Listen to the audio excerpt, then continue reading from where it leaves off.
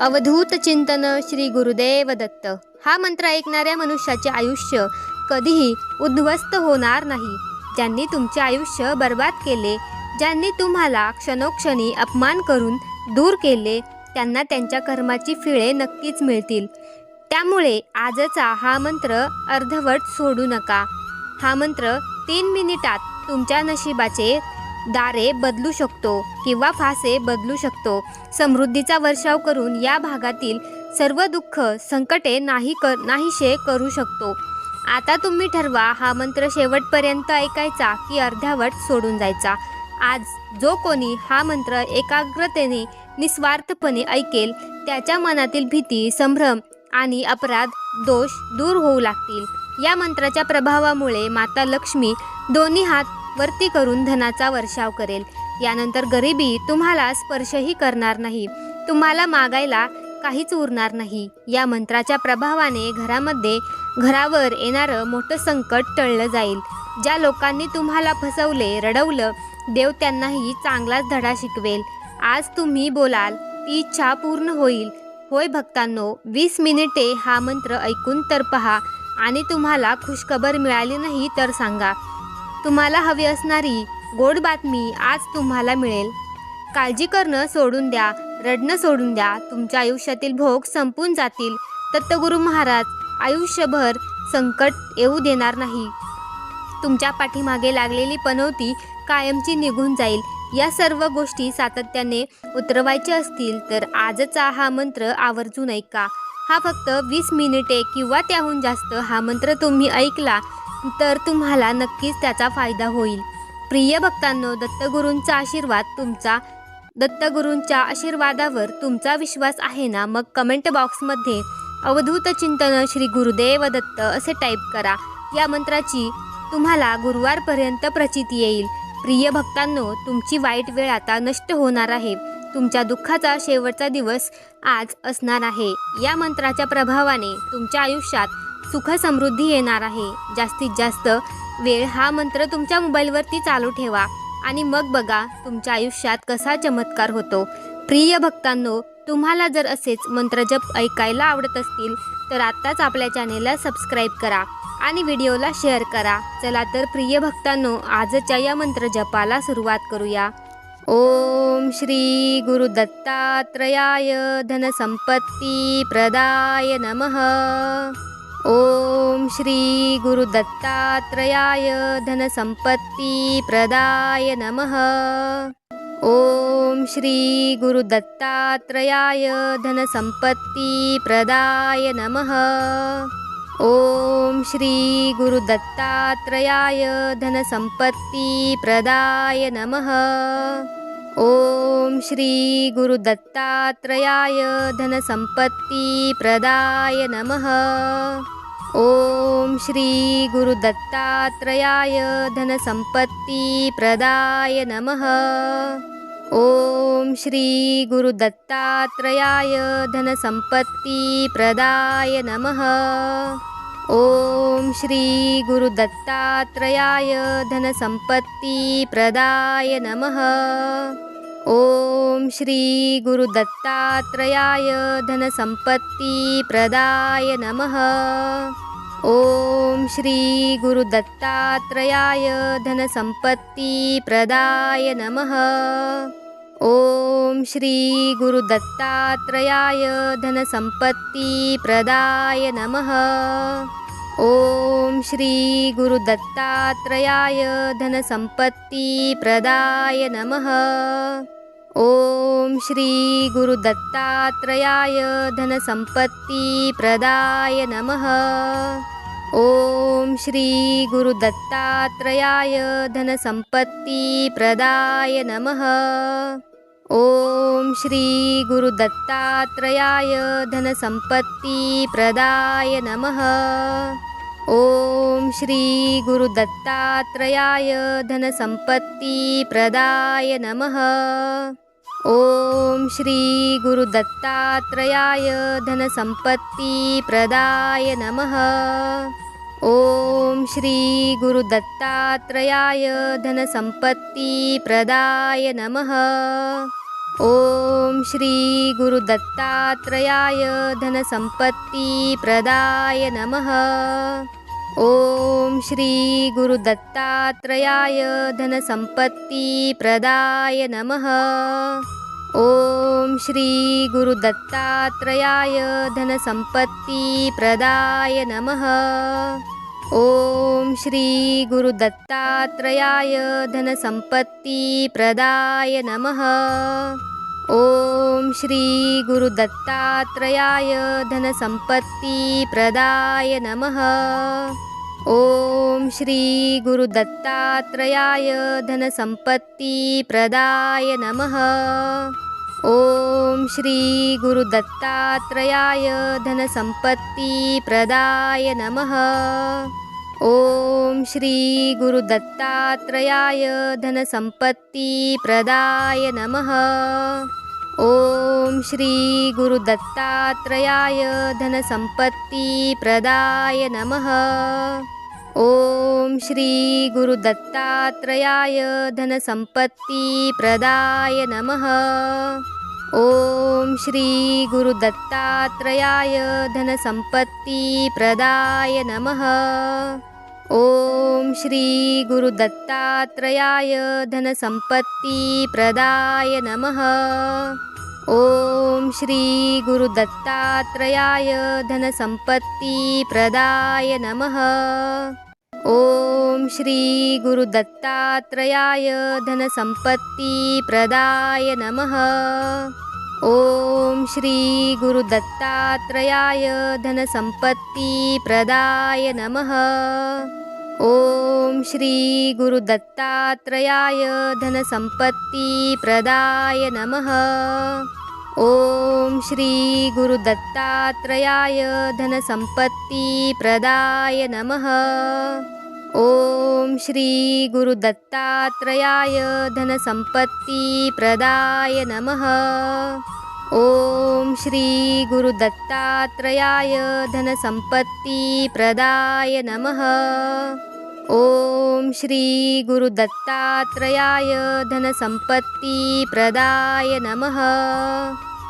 ओम श्री गुरुदत्तात्रयाय धनसंपत्तिप्रदाय नमः।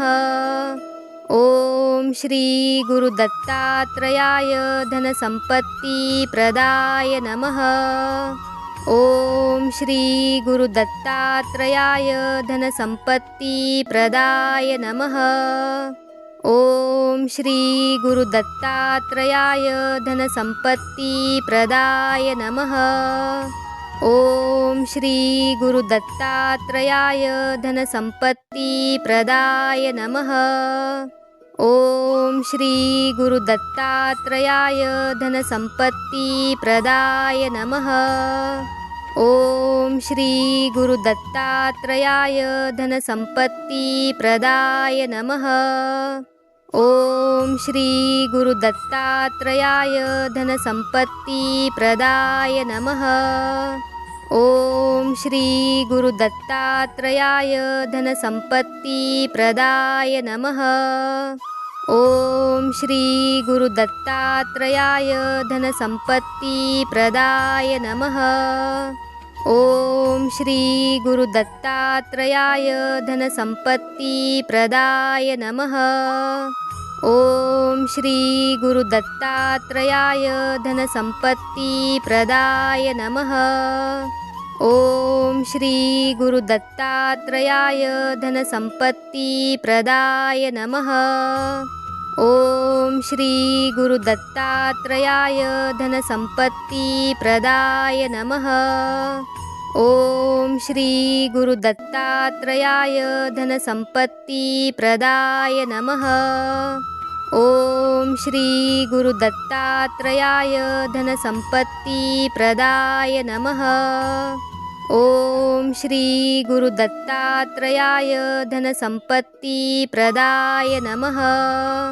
ओम श्री गुरुदत्तात्रयाय धनसंपत्तिप्रदाय नमः। ओम श्री गुरुदत्तात्रयाय धनसंपत्तिप्रदाय नमः। ओम श्री गुरु दत्तात्रेयाय धनसंपत्तिप्रदाय नमः। ओम श्री गुरु दत्तात्रेयाय धनसंपत्तिप्रदाय नमः। ओम श्री गुरु दत्तात्रेयाय धनसंपत्तिप्रदाय नमः। ओम श्री गुरु दत्तात्रेयाय धनसंपत्तिप्रदाय नमः। ओम श्री गुरु दत्तात्रेयाय धनसंपत्तिप्रदाय नमः। ओम श्री गुरु दत्तात्रेयाय धनसंपत्तिप्रदाय नमः। ओम श्री गुरु दत्तात्रेयाय धनसंपत्तिप्रदाय नमः। ओम श्री गुरु दत्तात्रेयाय धनसंपत्तिप्रदाय नमः। ओम श्री गुरु दत्तात्रेयाय धनसंपत्तिप्रदाय नमः। ओम श्री गुरु दत्तात्रेयाय धनसंपत्तिप्रदाय नमः। ओम श्री गुरु दत्तात्रेयाय धनसंपत्तिप्रदाय नमः। ओम श्री गुरु दत्तात्रेयाय धनसंपत्तिप्रदाय नमः।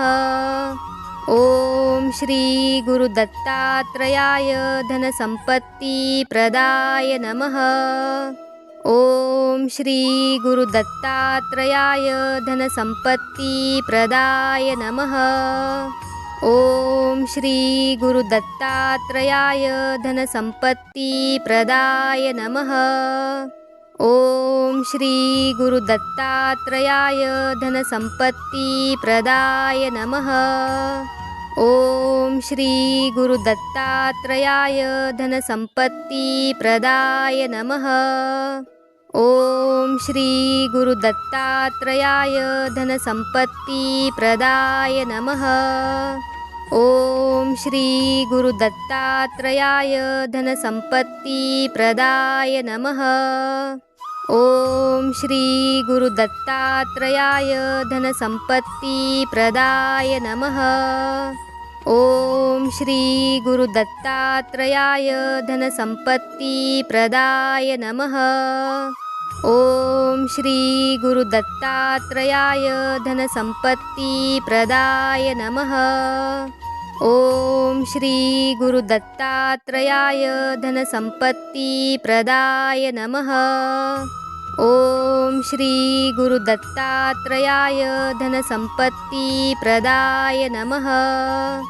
ओम श्री गुरु दत्तात्रेयाय धनसंपत्तिप्रदाय नमः। ओम श्री गुरु दत्तात्रेयाय धनसंपत्तिप्रदाय नमः। ओम श्री गुरु दत्तात्रेयाय धनसंपत्तिप्रदाय नमः। ओम श्री गुरु दत्तात्रेयाय धनसंपत्तिप्रदाय नमः। ओम श्री गुरु दत्तात्रेयाय धनसंपत्तिप्रदाय नमः। ओम श्री गुरु दत्तात्रेयाय धनसंपत्तिप्रदाय नमः। ओम श्री गुरु दत्तात्रेयाय धनसंपत्तिप्रदाय नमः। ओम श्री गुरु दत्तात्रेयाय धनसंपत्तिप्रदाय नमः। ओम श्री गुरु दत्तात्रेयाय धनसंपत्तिप्रदाय नमः। ओम श्री गुरु दत्तात्रेयाय धनसंपत्तिप्रदाय नमः। ओम श्री गुरु दत्तात्रेयाय धनसंपत्तिप्रदाय नमः। ओम श्री गुरु दत्तात्रेयाय धनसंपत्तिप्रदाय नमः। ओम श्री गुरु दत्तात्रेयाय धनसंपत्तिप्रदाय नमः। ओम श्री गुरु दत्तात्रेयाय धनसंपत्तिप्रदाय नमः।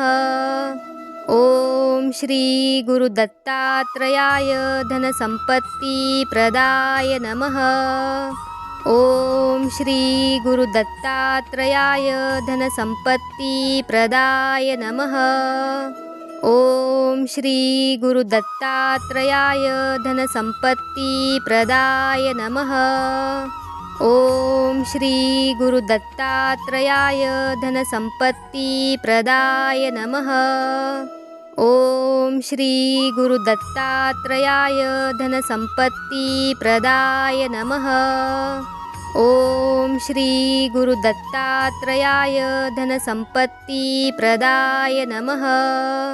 ओम श्री गुरुदत्तात्रयाय धनसंपत्तिप्रदाय नमः।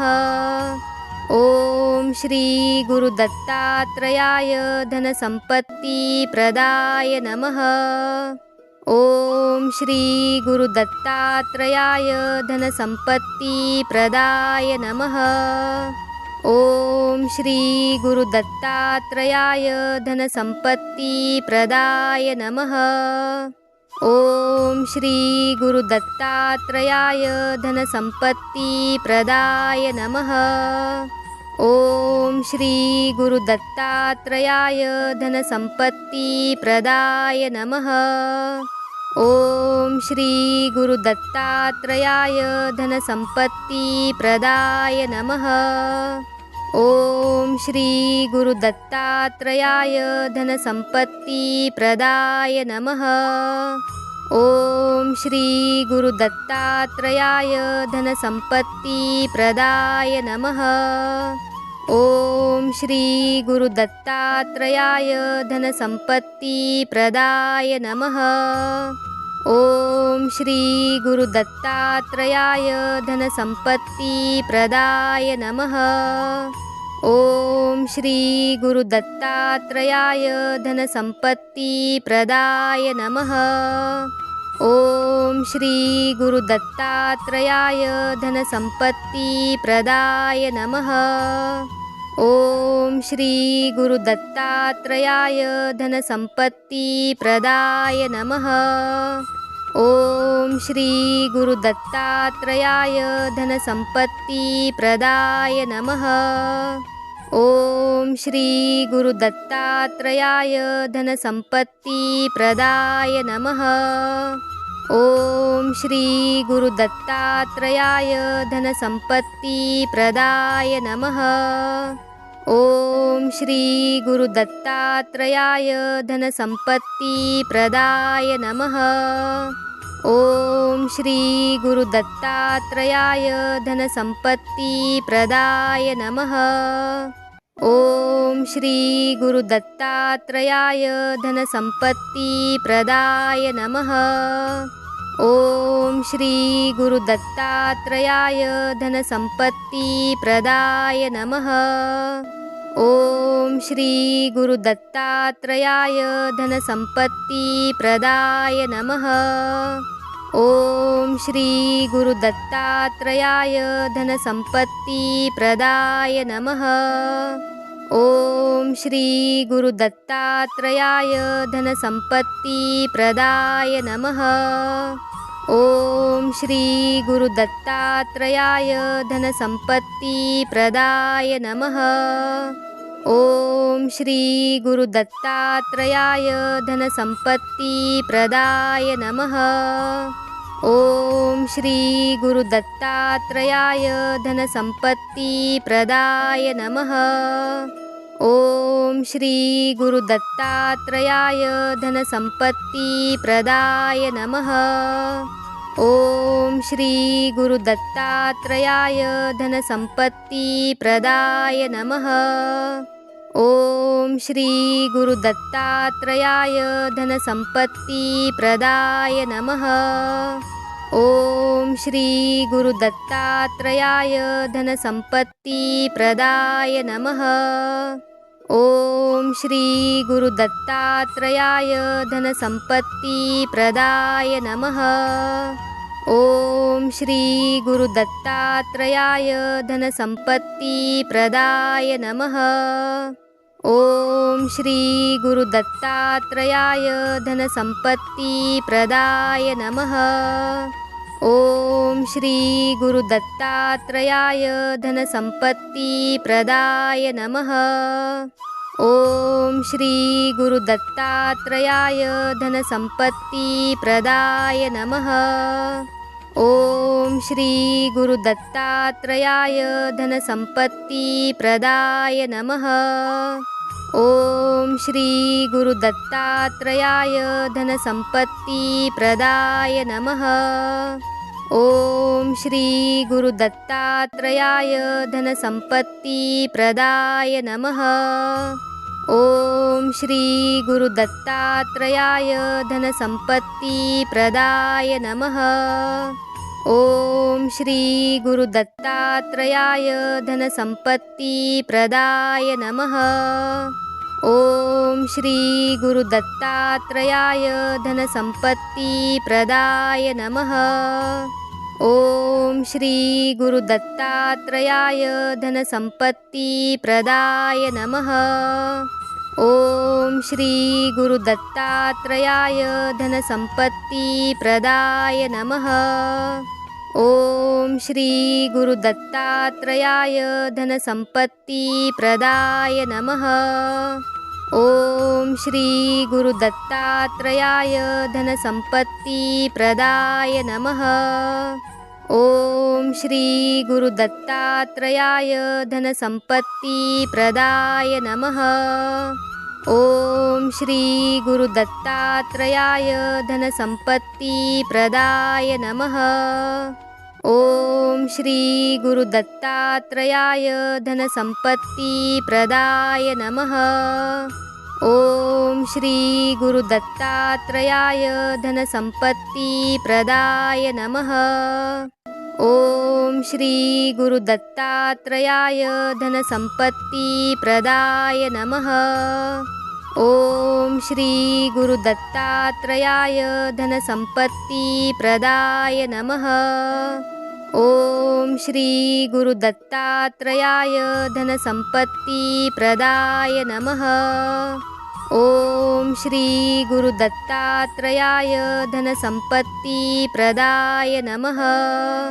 ओम श्री गुरुदत्तात्रयाय धनसंपत्तिप्रदाय नमः। ओम श्री गुरुदत्तात्रयाय धनसंपत्तिप्रदाय नमः। ओम श्री गुरुदत्तात्रयाय धनसंपत्तिप्रदाय नमः। ओम श्री गुरुदत्तात्रयाय धनसंपत्तिप्रदाय नमः। ओम श्री गुरुदत्तात्रयाय धनसंपत्तिप्रदाय नमः। ओम श्री गुरुदत्तात्रयाय धनसंपत्तिप्रदाय नमः। ओम श्री गुरुदत्तात्रयाय धनसंपत्तिप्रदाय नमः। ओम श्री गुरुदत्तात्रयाय धनसंपत्तिप्रदाय नमः। ओम श्री गुरुदत्तात्रयाय धनसंपत्तिप्रदाय नमः। ओम श्री गुरुदत्तात्रयाय धनसंपत्तिप्रदाय नमः। ओम श्री गुरुदत्तात्रयाय धनसंपत्तिप्रदाय नमः। ओम श्री गुरुदत्तात्रयाय धनसंपत्तिप्रदाय नमः। ओम श्री गुरुदत्तात्रयाय धनसंपत्तिप्रदाय नमः। ओम श्री गुरुदत्तात्रयाय धनसंपत्तिप्रदाय नमः। ओम श्री गुरुदत्तात्रयाय धनसंपत्तिप्रदाय नमः। ओम श्री गुरुदत्तात्रयाय धनसंपत्तिप्रदाय नमः। ओम श्री गुरुदत्तात्रयाय धनसंपत्तिप्रदाय नमः। ओम श्री गुरुदत्तात्रयाय धनसंपत्तिप्रदाय नमः। ओम श्री गुरुदत्तात्रयाय धनसंपत्तिप्रदाय नमः। ओम श्री गुरु दत्तात्रेयाय धनसंपत्ति प्रदाय नमः। ओम श्री गुरु दत्तात्रेयाय धनसंपत्ति प्रदाय नमः। ओम श्री गुरु दत्तात्रेयाय धनसंपत्ति प्रदाय नमः। ओम श्री गुरु दत्तात्रेयाय धनसंपत्ति प्रदाय नमः। ओम श्री गुरु दत्तात्रेयाय धनसंपत्ति प्रदाय नमः। ओम श्री गुरु दत्तात्रेयाय धनसंपत्ति प्रदाय नमः। ओम श्री गुरु दत्तात्रेयाय धनसंपत्ति प्रदाय नमः। ओम श्री गुरु दत्तात्रेयाय धनसंपत्ति प्रदाय नमः। ओम श्री गुरु दत्तात्रेयाय धनसंपत्ति प्रदाय नमः। ओम श्री गुरु दत्तात्रेयाय धनसंपत्ति प्रदाय नमः। ओम श्री गुरु दत्तात्रेयाय धनसंपत्ति प्रदाय नमः। ओम श्री गुरु दत्तात्रेयाय धनसंपत्ति प्रदाय नमः। ओम श्री गुरु दत्तात्रेयाय धनसंपत्ति प्रदाय नमः। ओम श्री गुरु दत्तात्रेयाय धनसंपत्ति प्रदाय नमः। ओम श्री गुरु दत्तात्रेयाय धनसंपत्ति प्रदाय नमः।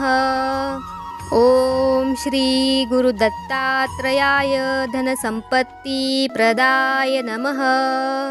ओम श्री गुरु दत्तात्रेयाय धनसंपत्ति प्रदाय नमः। ओम श्री गुरु दत्तात्रेयाय धनसंपत्ति प्रदाय नमः। ओम श्री गुरु दत्तात्रेयाय धनसंपत्ति प्रदाय नमः। ओम श्री गुरु दत्तात्रेयाय धनसंपत्ति प्रदाय नमः। ओम श्री गुरु दत्तात्रेयाय धनसंपत्ति प्रदाय नमः। ओम श्री गुरु दत्तात्रेयाय धनसंपत्ति प्रदाय नमः। ओम श्री गुरु दत्तात्रेयाय धनसंपत्ति प्रदाय नमः। ओम श्री गुरु दत्तात्रेयाय धनसंपत्ति प्रदाय नमः। ओम श्री गुरु दत्तात्रेयाय धनसंपत्ति प्रदाय नमः। ओम श्री गुरु दत्तात्रेयाय धनसंपत्ति प्रदाय नमः। ओम श्री गुरु दत्तात्रेयाय धनसंपत्ति प्रदाय नमः। ओम श्री गुरु दत्तात्रेयाय धनसंपत्ति प्रदाय नमः। ओम श्री गुरु दत्तात्रेयाय धनसंपत्ति प्रदाय नमः। ओम श्री गुरु दत्तात्रेयाय धनसंपत्ति प्रदाय नमः। ओम श्री गुरु दत्तात्रेयाय धनसंपत्ति प्रदाय नमः। ओम श्री गुरु दत्तात्रेयाय धनसंपत्ति प्रदाय नमः। ओम श्री गुरु दत्तात्रेयाय धनसंपत्ति प्रदाय नमः। ओम श्री गुरु दत्तात्रेयाय धनसंपत्ति प्रदाय नमः। ओम श्री गुरु दत्तात्रेयाय धनसंपत्ति प्रदाय नमः। ओम श्री गुरु दत्तात्रेयाय धनसंपत्ति प्रदाय नमः। ओम श्री गुरु दत्तात्रेयाय धनसंपत्ति प्रदाय नमः। ओम श्री गुरु दत्तात्रेयाय धनसंपत्ति प्रदाय नमः। ओम श्री गुरु दत्तात्रेयाय धनसंपत्ति प्रदाय नमः। ओम श्री गुरु दत्तात्रेयाय धनसंपत्तिप्रदाय नमः। ओम श्री गुरु दत्तात्रेयाय धनसंपत्तिप्रदाय नमः। ओम श्री गुरु दत्तात्रेयाय धनसंपत्तिप्रदाय नमः। ओम श्री गुरु दत्तात्रेयाय धनसंपत्तिप्रदाय नमः। ओम श्री गुरु दत्तात्रेयाय धनसंपत्तिप्रदाय नमः। ओम श्री गुरु दत्तात्रेयाय धनसंपत्तिप्रदाय नमः। ओम श्री गुरु दत्तात्रेयाय धनसंपत्तिप्रदाय नमः। ओम श्री गुरु दत्तात्रेयाय धनसंपत्तिप्रदाय नमः।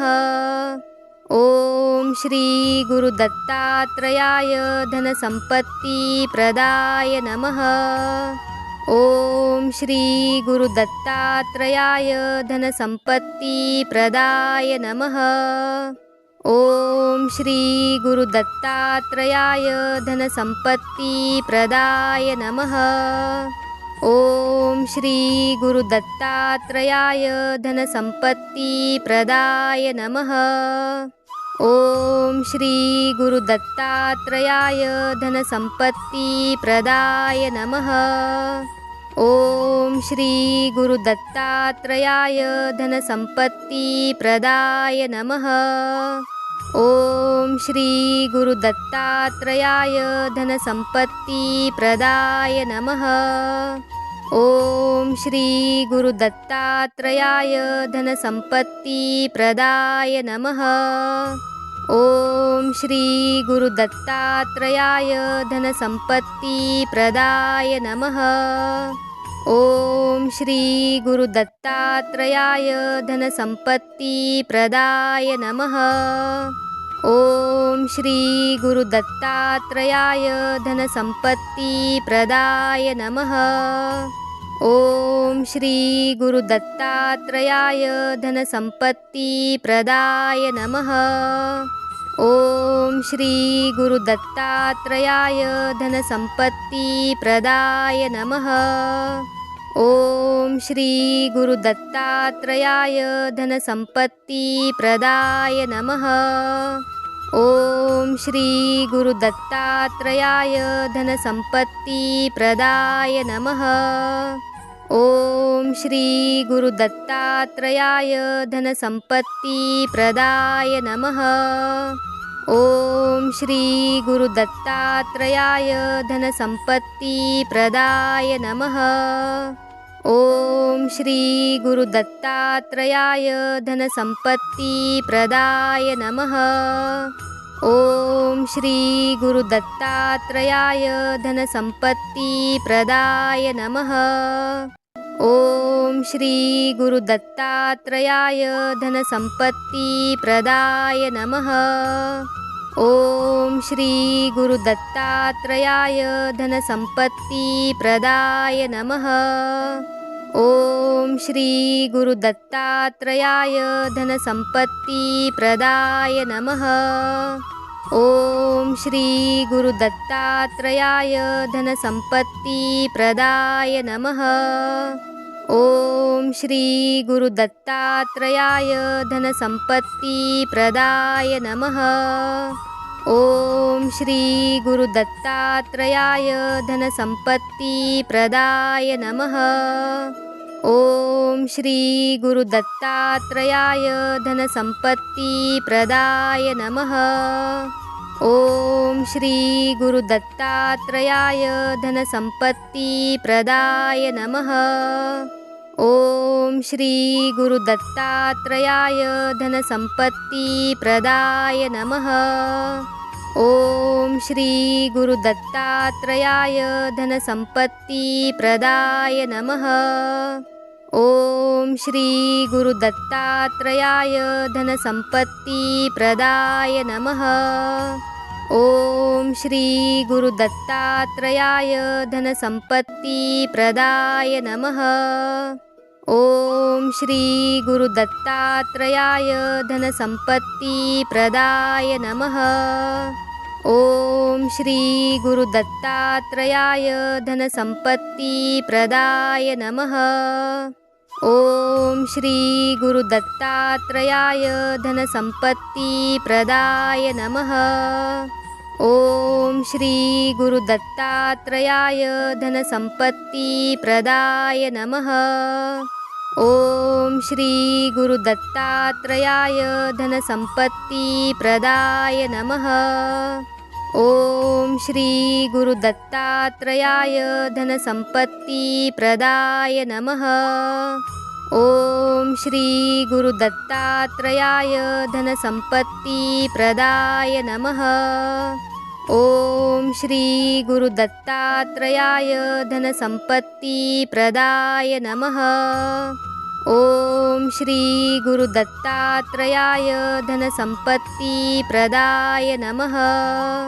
ओम श्री गुरुदत्तात्रयाय धनसम्पत्तिप्रदाय नमः। ओम श्री गुरुदत्तात्रयाय धनसम्पत्तिप्रदाय